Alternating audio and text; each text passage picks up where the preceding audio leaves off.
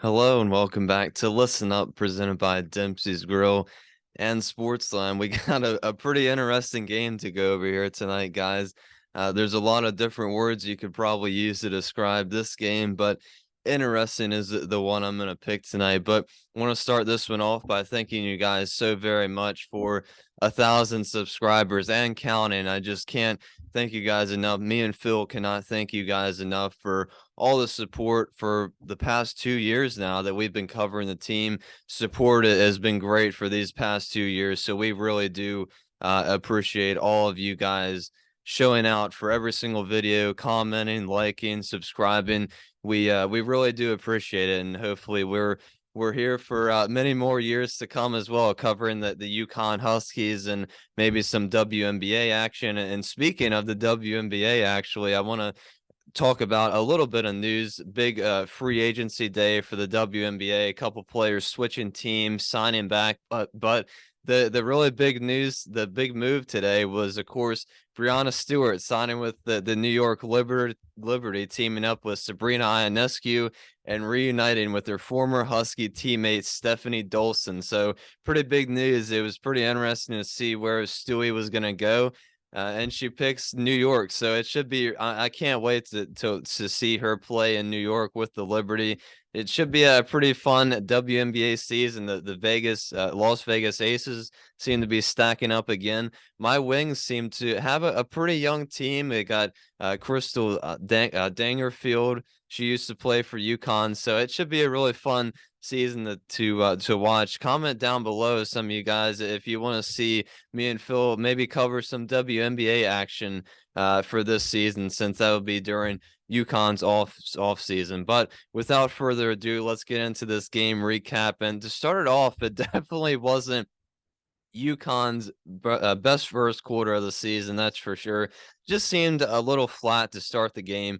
Gino described their offense as being stuck, and that seems like the perfect word. And at times had trouble moving the ball, getting good ball movement, and just moving around on the court in general. They did have a 6-point lead. Nika was 3 of 3 in the quarter, but Providence was staying with UConn, mostly due yet again to UConn's sloppiness with the ball and their turnovers. Second quarter started out much better, though. 6-0 run for UConn. After that, the offense just seemed stagnant again. The game was fairly aggressive. UConn didn't really they didn't have any free throw attempts actually in the first half, but being more aggressive, moving the ball was definitely going to be a key thing for UConn to try to do in the second half. That was really the key for success. But I think UConn's defense was playing good. They forced 10 turnovers, but then you turn around and see that UConn had 11 turnovers of their own on the offensive side. And I hate to be so negative. A lot of people are like, well, why are you so hard? I don't like nitpicking kind of every little thing they do wrong. But I think the bar is so high for this team. We all know what they're capable of, right? We all know how good they're able to play at times. And just the first half definitely wasn't their best performance by any means. Nonetheless, UConn was up 11 to start the third. And it was just really one of those nights for UConn. It really was just one of those nights. That's really all you can say. The team, they just seemed flat. However, they didn't look tired. It's almost like they needed a boost or a spark of energy at times to really get them going or try to fire them up. And what I mean by one of those nights is that the turnover struggles continued in the third quarter. Ayana missed an open layup, a couple air balls here and there. Lou kind of struggled at times shooting the ball. Aaliyah was in foul trouble, which caused her to miss the whole second quarter, most of the third quarter, some of the fourth quarter. Providence actually got within 6 points towards the end of the third quarter, and Providence continued to battle in the fourth. They stayed with UConn, played very physical basketball, and I want to expand on UConn's struggles a little bit. I know I've been a little negative so far, so I'm going to try to look at it from a positive point of view. UConn looked mentally tired to me. I think you guys probably saw that as well. Mentally tired. I think the standard and the expectations for this team are so high. They're such a high bar right up here, right? They're expected to go out every night, win by a certain amount, and to just really be perfect all the time, which is is definitely not possible. It's just not the reality, right? So I mean, it's okay that UConn is making these mistakes as long as they can correct them moving forward. It's definitely better to have them now than in a month's time from now when we obviously get into March. And I don't like to talk about the injuries because that seemed like what we've talked about for about the past 2 years. But it's just, it's one after another, right? We already know this, but we have to remember Caroline and AZ are still out. Paige obviously isn't returning for this season, but they are really feeling the absence of Caroline and AZ right now. And I want to read off this quote from Gino after the game. He said, "We're tired, we're hurt, and we're not in a great place right now. These games are starting to take a toll on us."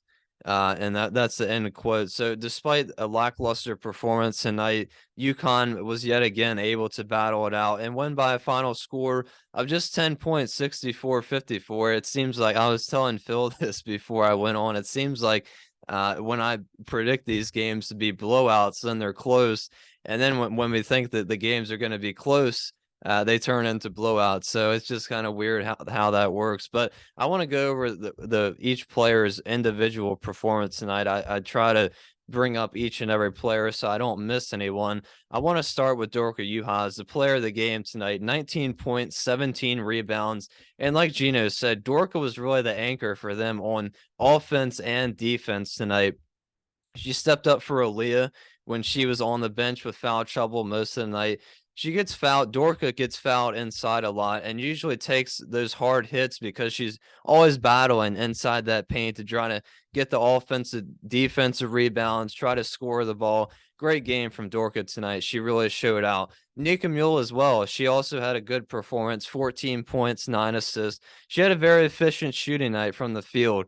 A little sloppy at times with the ball. I hope she's okay. She kind of took a rough hit there at the end of the game, but I think overall a good performance from Nika tonight as well. I think Aubrey and Lou had solid nights. Aubrey's been playing very well in the starting lineup for a while now. She's such a good player for this team.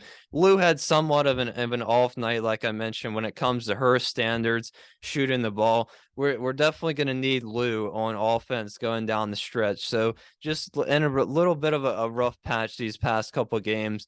Aaliyah was in foul trouble for most of the night, most of the game. She couldn't really make a big impact on this game. I think her and Lou these past couple games, just a little bit of a rough patch they've been. And hopefully they can bounce back on Sunday for South Carolina because we're definitely going to need everybody to come together and try to get on the same page mentally for Sunday. Definitely for Sunday, we're going to need everybody to come together for that game. Now the bench players as well, Ayana, Ines, and Amari. I said in the last check-in, I wanted to see the bench players play at least 10 minutes tonight, and that's pretty much what they got. So solid performance from the bench tonight. They're obviously not going to have that big of an impact, but when they can get out on the floor and provide some minutes and some rest for the starters, it's always helpful. But hats off. I want to say hats off to Providence tonight. They came in with a game plan. Jim Crowley and his players, he had the players ready to go, and they really gave it their all tonight. Great effort from Providence. I wasn't expecting that out of them, considering how the first matchup went. So, just kudos to Providence tonight. They really played well. They had a good game plan, but just fell out, just fell short a little bit of pulling off the upset. But I think it's time for comments. I'll go over a couple and then sign off for the night. First one, we'll go over Tom Kibbe. He says, couple of comments about Villanova. They focus especially on Lou and Aaliyah, and it showed.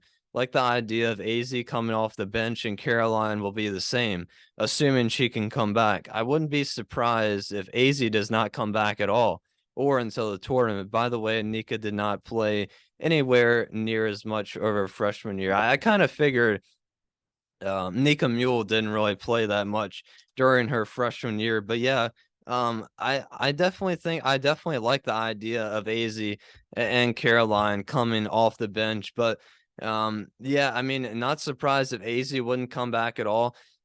well, we certainly hope she can come back for this season. I mean, imagine if we had Paige and AZ out for the rest of the season. Of course, we already had Paige, but adding AZ to that list would just I just couldn't believe if I woke up and saw that news on my phone one morning. So I'm gonna hope and pray that AZ can come back. I think Gino said she's been rehabbing well these past couple days, but I wouldn't be surprised if she doesn't come back until the tournament. I definitely do agree with that. But I think just having Caroline and AZ, both of them healthy and both of them coming off the bench will be a huge impact for this team. It'd be a huge increase in production for the starters. They're going to be more rested.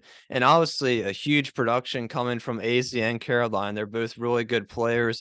And I think, having Ayana come off the bench for maybe just 5 minutes during some of these tournament games and the Big East games to try to give Dorka or Aaliyah some rest time as well. So I think that definitely is a real possibility. Let's go over one more comment and then I'll sign off for the night here. Michael Lawson, let's go with him. Good to hear from Michael Lawson again. UConn 85, Providence 62. Hopefully no one gets hurt. I believe that the height factor will take its toll on Providence. Someone off the bench will score in double figures. Well, we didn't quite have that happen, that someone off the bench scores double figures.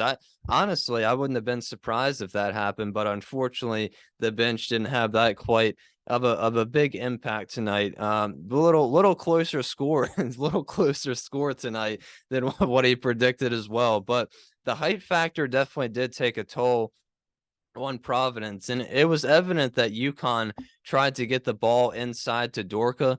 Obviously, they couldn't really get it inside to Leah, taking into consideration how many minutes she didn't play tonight. But I think for Dorka, they were trying to get the ball inside to her. They definitely did. Dorka made, I think, three-pointers tonight. I don't have the box score in front of me, but she had a very good night shooting the three ball. As always, she's a great three-point shooter. But yeah, I mean, they were trying to get it inside to Dorka, and a lot of the passes I think are kind of orchestrated, or the UConn passes. It's almost obvious that they're going to pass at times, but I think the height factor definitely took a toll on Providence tonight, and that was probably the main reason that they just weren't able to kind of close the gap and take the lead and grab an upset win from UConn.